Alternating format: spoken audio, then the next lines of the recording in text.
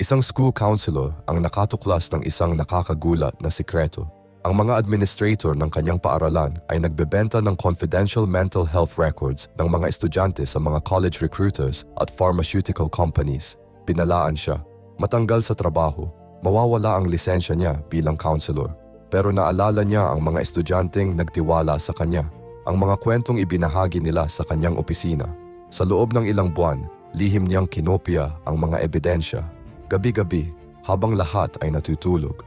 Nang mag-report siya sa federal authorities, agad siyang nasuspend.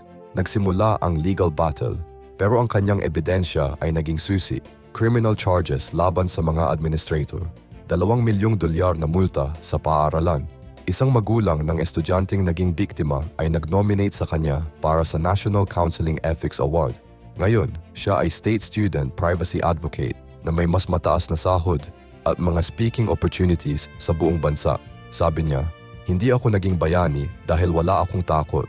Naging bayani ako dahil mas malakas ang aking pakikipagkunwer sa mga estudyanteng nagtiwala sa akin kaysa sa takot ko. Minsan, ang tamang desisyon ay ang pinakamahirap na desisyon."